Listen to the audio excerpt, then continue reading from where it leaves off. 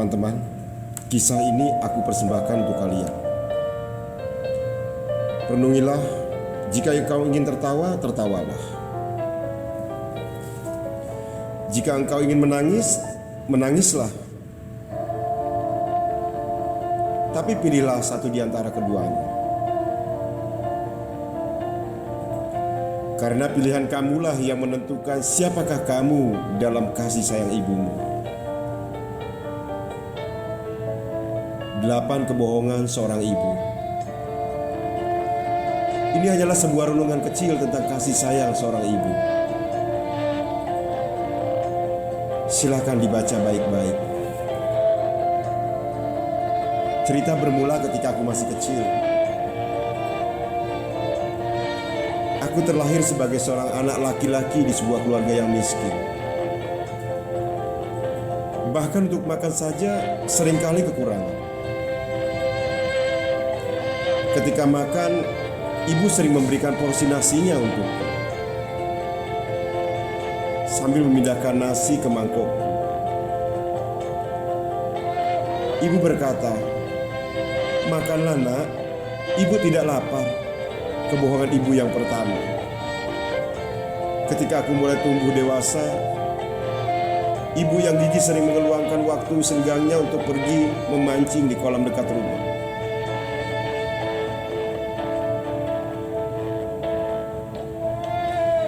Ibu berharap dari ikan hasil pancingan ia bisa memberikan sedikit makanan bergizi untuk pertumbuhanku.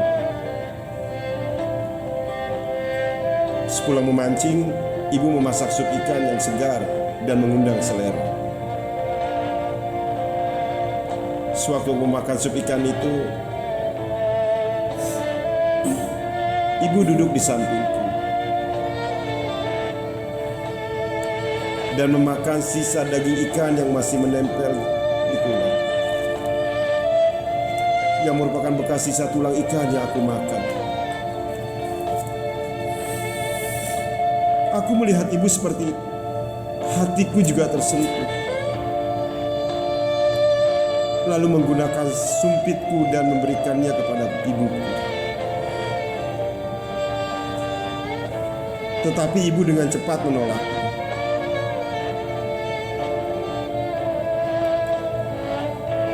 Ia berkata, "Makanlah nak, ibu tidak suka makan ikan."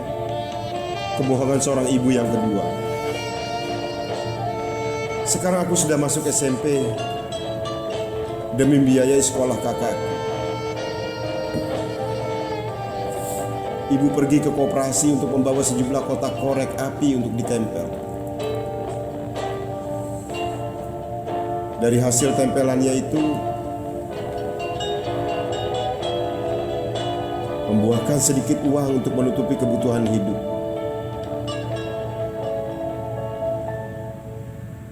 Dikala musim dingin tiba, aku bangun dari tempat tidurku. Melihat ibu masih bertumpu pada lilin kecil.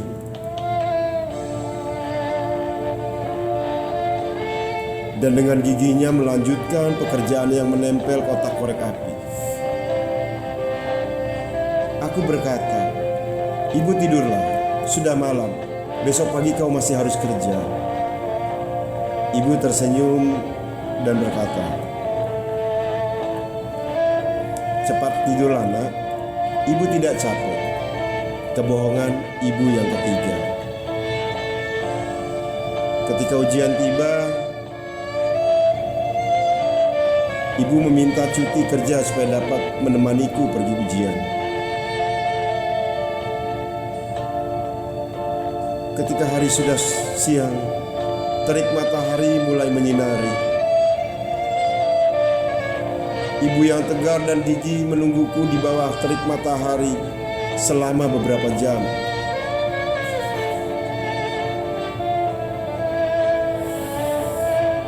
Ketika bunyi lonceng berbunyi menandakan ujian sudah selesai, ibu dengan segera menyambutku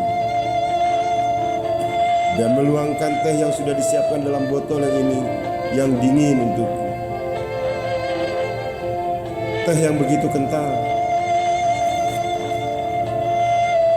tidak dapat dibandingkan dengan kasih sayang yang jauh lebih kental.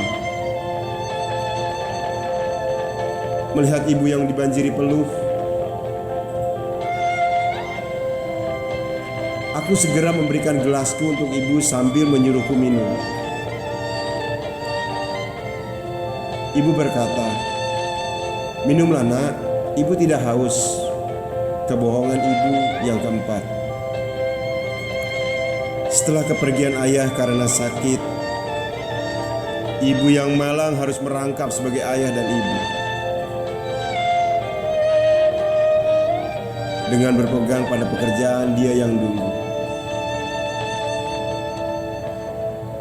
dia harus membiayai kebutuhan hidup sendiri. Kehidupan keluarga kami pun semakin susah dan susah. Tiada hari tanpa penderitaan. Melihat kondisi keluarga yang semakin parah, ada seorang paman yang baik hati yang tinggal di dekat rumahku membantu ibuku. Baik masalah besar maupun masalah kecil. Tetangga yang ada di sebelah rumah melihat kehidupan kita yang begitu sengsara, seringkali menasihati ibuku untuk menikah lagi. Tetapi ibu memang keras kepala, tidak mengikuti nasihat mereka. Ibu berkata, "Saya tidak butuh cinta." Kebohongan seorang ibu yang kelima. Setelah aku dan kakakku semuanya bekerja, ibu yang sudah tua sudah waktunya pensiun. Tetapi ibu tidak mau. Ia rela untuk pergi ke pasar setiap pagi.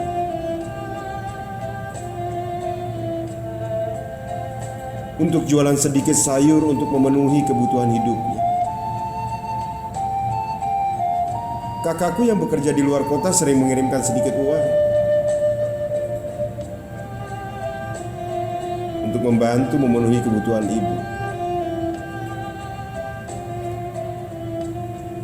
Tetapi ibuku bersikukuh tidak mau menerima uang tersebut. Malahan mengirim balik uang tersebut. Ibu berkata, ibu masih punya uang. Kebohongan ibu yang keenam.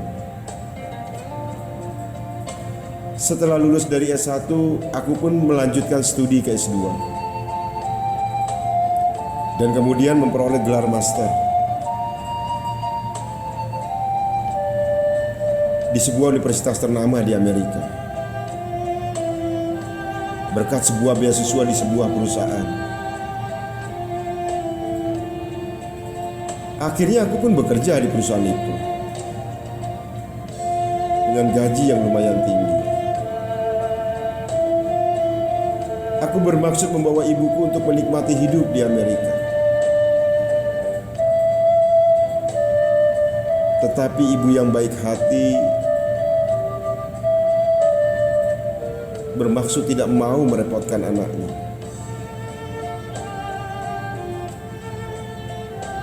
Ibu berkata kepadaku, ibu tidak terbiasa. Kebohongan ibu yang ketujuh. Setelah memasuki usianya yang tua, ibu terkena penyakit kanker lambung. Dan harus dirawat di rumah sakit. Aku yang berada jauh di seberang Samudra Atlantik langsung segera pulang untuk menjenguk ibunda tercinta. Aku melihat ibu yang terbaring lemah dan menjaganya setelah menjalani operasi. Ibu yang kelihatan sangat tua menatap aku dengan penuh kerinduan. walaupun senyum yang tersebar di wajahnya terkesan agak kaku. Karena menahan sakit yang ditahannya. Terlihat dengan jelas betapa penyakit itu menggerogoti tubuh ibuku sehingga ibuku terlihat lemah dan kurus kering. Aku sambil menatap ibuku sambil berlinang air mata. Hatiku perih, sakit sekali melihat ibuku dalam kondisi seperti ini.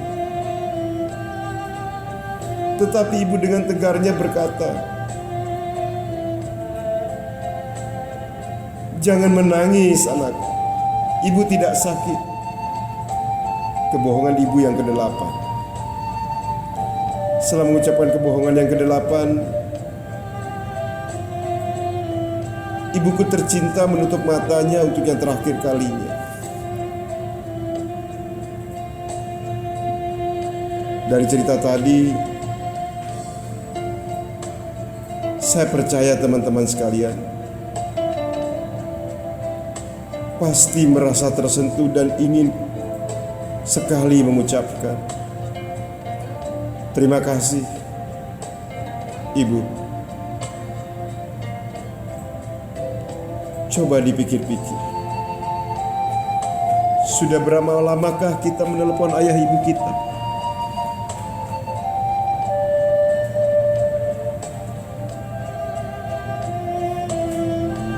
Untuk berbincang-bincang dengan ayah ibu kita di tengah aktivitas kita yang padat ini. Kita selalu mempunyai beribu-ribu alasan untuk meninggalkan ayah ibu kita yang kesepian.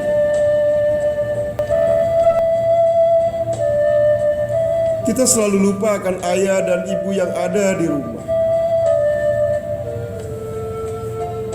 Jika dibandingkan dengan pacar kita pasti lebih peduli dengan pacar kita.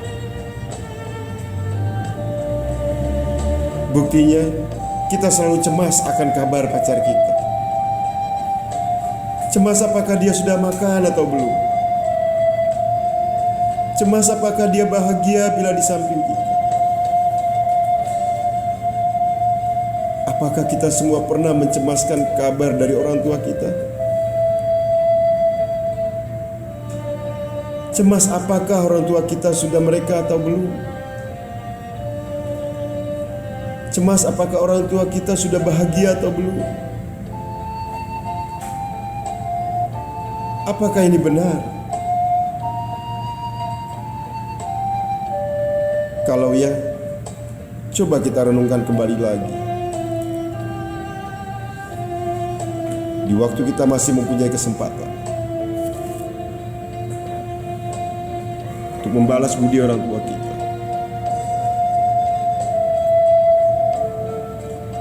Lakukanlah yang terbaik buat kedua orang tua kita. Jangan sampai Anda menyesal di kemudian hari. Karena tiada satu orang pun yang mau berkorban demi kita. Dan tiada yang bisa menandingi cinta dan kasih sayangnya ibu terhadap kita. Terima kasih ibu. Sekali lagi, terima kasih.